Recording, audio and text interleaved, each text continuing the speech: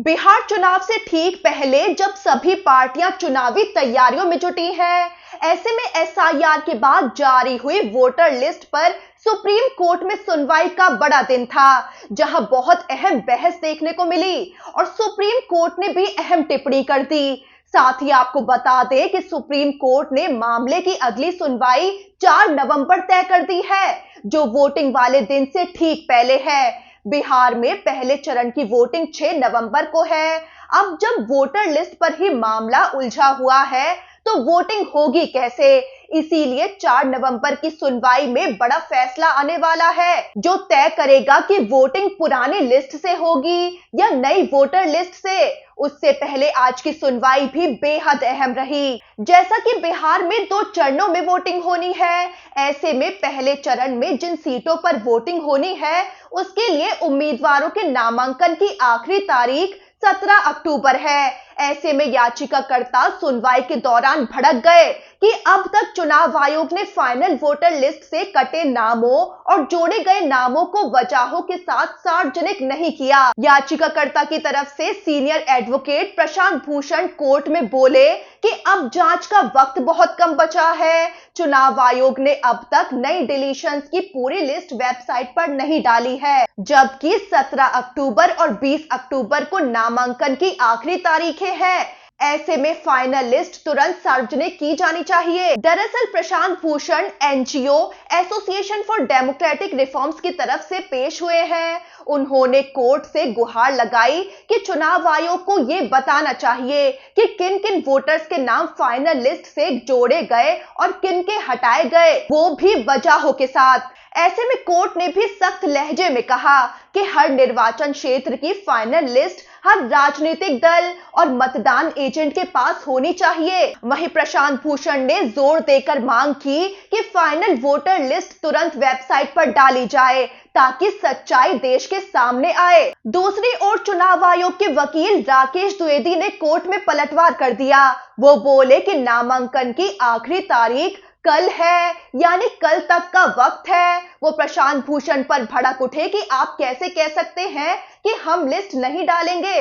चुनाव आयोग की तरफ से वो बोले कि हम पहले से ही लिस्ट पब्लिक करने की प्रक्रिया में हैं। इसके लिए किसी नए कोर्ट ऑर्डर की जरूरत नहीं है। उनका कहना है कि पहले चरण के लिए नामांकन की आखिरी तारीख 17 अक्टूबर है और दूसरे चरण के लिए 20 अक्टूबर है। इसीलिए इन तारीखों तक लिस्ट फ्रीज की जाएगी। इस पर सुप्रीम कोर्ट ने बड़ी टिप्पणी कर दी। कोर्ट ने कहा कि हमें कोई शक नहीं है कि चुनाव आयोग अपनी जिम्मेदारी निभाएगा, यानी कोर्ट ने चुनाव आयोग पर भरोसा जताया है, लेकिन यह भी साफ कर दिया है कि केस खुला हुआ है, बंद नहीं हुआ है। कोर्ट ने कहा कि चुनाव आयोग अपनी जिम्मेदारी जानता है। नाम जोड़ने और हटाने के बाद लिस्ट प्रकाशित करनी ही होगी। ऐसे में कोर्ट ने कहा कि एसआईआर के बाद जारी की गई वोटर लिस्ट का ये मामला अभी बंद नहीं हुआ है और अगली सुनवाई की तारीख 4 नवंबर तय कर दी गई है। वहीं सुप्रीम कोर्ट ने कहा कि अब देखते हैं कि चुनाव आयोग क्या डेटा जारी करता है। अगर फाइनल लिस्ट में ये साफ दिखे कि किन वोटर्स के नाम जोड़े गए और किन के हटाए गए, तो ये अच्छी बात है। लेकिन अगर कहीं कोई गलती या गड़बड़ी मिलती है, तो चुनाव आयोग को एक जिम्मेदार संस्था की तरह तुरंत उसे सुधारने के लिए कदम उठाने होंगे। वहीं कोर्ट ने यह भी नोट किया कि पिछले आदेश के बाद भी किसी ने डिलीशन के खिलाफ कोई अपील नहीं दी है, जबकि सुप्रीम कोर्ट ने पिछले हफ्ते ही मुफ्त कानूनी सहायता का प्रावधान किया था, ताकि जिनके नाम लिस्ट से हटाए गए हैं वो अपील कर सकते हैं। वहीं अब कोर्ट ने चुनाव आयोग से ये कह दिया है कि वो लिखित रूप में ये बताए कि क्या उसे एसआईआर जैसा अभ्यास करने का संवैधानिक अधिकार है या नहीं, यानी क्या चुनाव आयोग कानून के तहत ऐसा बड़ा रिवीजन वोटर लिस्ट में कर सकता है या नहीं। इस बिंदु पर भी 4 नवंबर को सुनवाई होगी। आपको बता दें कि सुप्रीम कोर्ट में जस्टिस सूर्यकांत और जस्टिस जॉयमाला बागची की बेंच इस एसआईआर यानी वोटर लिस्ट रिवीजन मामले की सुनवाई कर रही है। अब जहां चुनाव सिर पर है और हर पार्टी, दोनों प्रमुख गठबंधन यानी एनडीए और महागठबंधन चुनावी तैयारियों में लगे हैं, उधर वोटर लिस्ट को लेकर ही मामला थम नहीं रहा है। दरअसल चुनाव आयोग ने एसआईआर प्रक्रिया के तहत वोटर लिस्ट को रिवाइज किया है, जिसके तहत बिहार में पहले कुल 7.8 करोड़ वोटर थे, लेकिन अब 7.4 करोड़ वोटर रह गए हैं। लगभग 47 लाख वोटर्स के नाम काटे गए और 21 नए वोटर्स जोड़े गए हैं। इसके बाद से चुनाव आयोग सवालों में घिरा है। विपक्ष और एक्सपर्ट्स इस प्रक्रिया की पारदर्शिता पर सवाल खड़े कर रहे हैं।